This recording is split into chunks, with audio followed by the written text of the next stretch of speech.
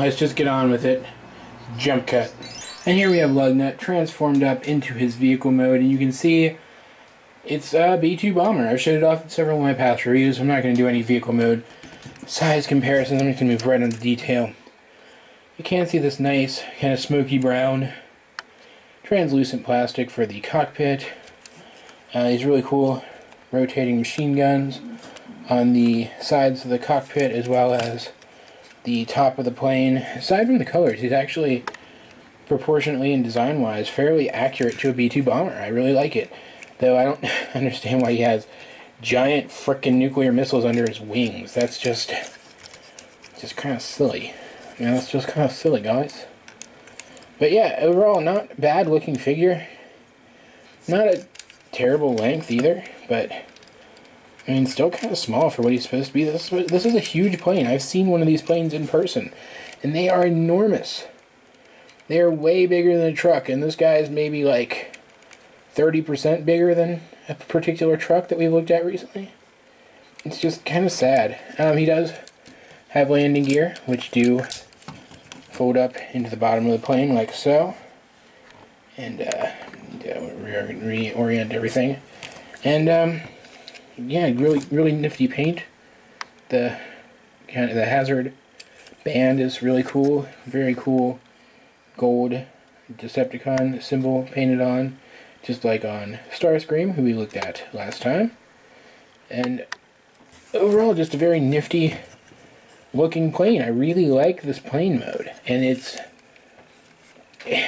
looks like he did in the show. I mean, there's no denying that. He looks like his on-screen counterpart almost exactly. It's just absolutely fantastic. It's the transformation and the other mode of this figure that really bugs me. So let's go ahead and get into that first by removing the giant cheater piece. Like, quite literally, they couldn't figure out what they wanted to do with this whole tail section in robot mode, so they just took it off. And it folds out like so, and you can like press it against the ground, and it's supposed to, well, that just broke off now. It's getting kind of old, guys, at this point. From what I understand, it's supposed to, like, you're supposed to push this button on the bottom, and it's supposed to open this section up here. But clearly that's not what's happening here, because I'm trying to do that, and it's just not working. But let's see if I can get this to trigger without it. I'm not going to be able to get it to trigger, because it's, like I said, it's kind of an old toy at this point. See, every time I try to plunk it down with enough force to trigger it, it breaks. It breaks at this little friction hinge. And so what I'm going to do is what I usually do with this piece, and just toss it to the side. And that leaves us with this, which is almost a whole plane. Almost. Almost. So what we're going to do is we're going to, let's start with the back here. Let's take these flaps and fold them up to get them out of the way, which allows us to kind of untab these sections like so from there, which allows us to unfold his legs like so, which allows us to fold his toesies up like so, which then allows us to rotate this around and plug it in like so. And as with all these Voyager class toys, they have some kind of automorph feature, so what we're going to do is we're going to bring this whole back section down. This is actually pretty cool. It rotates his head around, and then as it locks into place, it springs his cockpit back and fills out his chest. And that's cool. I like that a lot.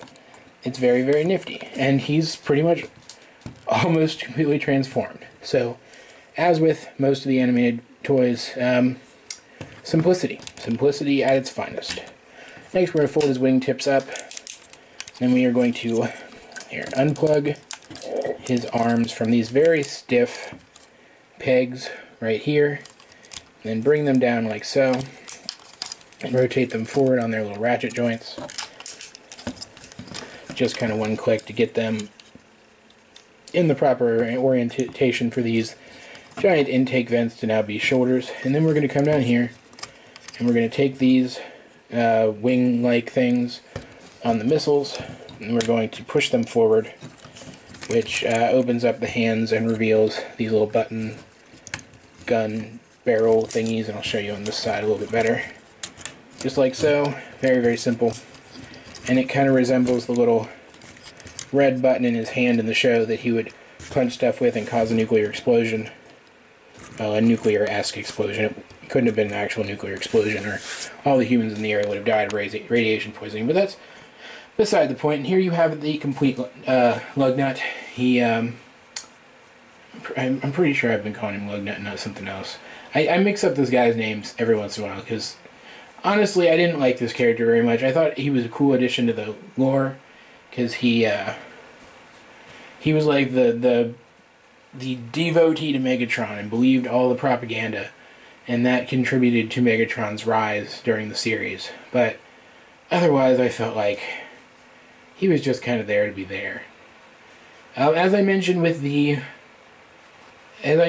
in my review of the Leader Class Transformers animated bulkhead, this guy is very small in this mode. He seems to shrink going from vehicle to robot, which is probably helped by that giant hunk of useless plastic back there.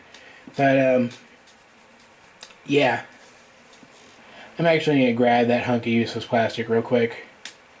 And here it is. I have it in my hand, because I actually think I was doing it wrong, because I actually think... Let me try this. Let's see if this works. Alright. Put it in his hand. And no, it still doesn't open. It still doesn't open this up here. But you can see what they were trying to do with it. They make it into a staff, which... Okay, fine. But he never had a staff in the show. I don't get it. Now, the one cool thing is when you plug that in, as you saw, the hands do grip it, which is kind of nice. But at the same time, it's also useless, because his arms don't really have strong enough joints to actually, like, pose this anywhere. And as I mentioned, this whole thing here is just absolutely, utterly useless. It doesn't actually open up here the way it's supposed to very well. And so like I said, it's pretty much better to just toss it off to the side. Much like the Leader Class iteration of his rival Bulkhead, his head doesn't do anything. Though, even kind of worse than Bulkhead, his head doesn't even rotate for a gimmick. It just kind of sits static there. He does have ratchet joints in his shoulders, and his arms can still move out despite the design of his shoulders.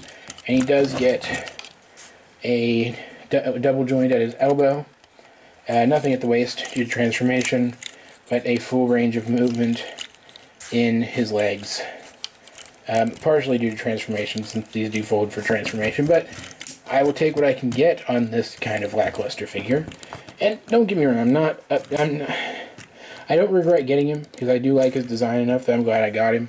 But he's just so darn little. He's supposed to be the largest Decepticon in the show. And there he is next to Starscream, who's another Voyager class. This guy looks like a deluxe class figure next to him. It's absolutely sad. And yeah, I know he transforms wide rather than tall, but ugh, it's so bad. To get a better idea of it, here he is with Optimus Prime, an Autobot who is supposed to be proportionately smaller than he is, because the Autobots in this are quite a bit smaller than the Decepticons in terms of the show scale. And Optimus is still like a full head and a half taller than him. And while he did scale very, very well with the Voyager class version of Bulkhead, the Voyager class version of Bulkhead was equally way too small. And so the better version of Bulkhead, Leader class Bulkhead, is of course quite a bit larger than Lugnut, even though Lugnut here is supposed to be like a full head and a half taller than Bulkhead. And it ruins all of the possibilities for dynamic poses between these figures. And it's why I'm going to say that this figure is not recommended. I mean, yeah, if you really love the character, or you're just a completionist, or you just want to get everything from the line, or you don't care about scale, go ahead, pick him up if you don't already have him. I mean, there's nothing inherently wrong with him aside from the size and this thing. I just don't particularly like him. It's just me, really. And I mean, that part of that probably stems from the fact that I didn't really like him much in the show either. But either way, I'm going to be I'm going to stand really firm on this one and say that this figure is not worth getting.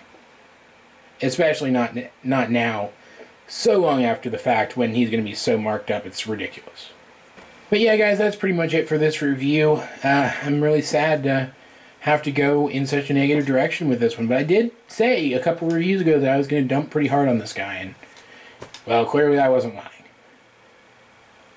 I just wish that there had been a budget or a desire or whatever was lacking. I wish it had been there. And that this guy had been remade as a leader class figure as Bulkhead was.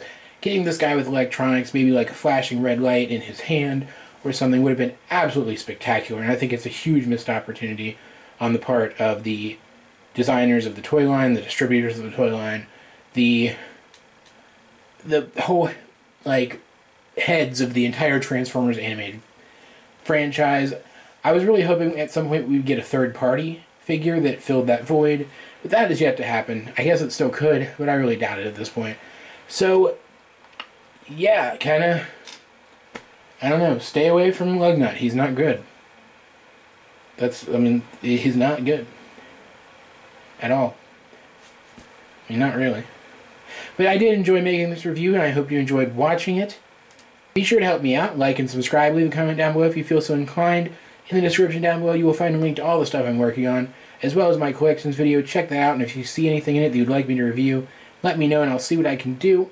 This has been Awesome John 22, and I will talk to you guys later.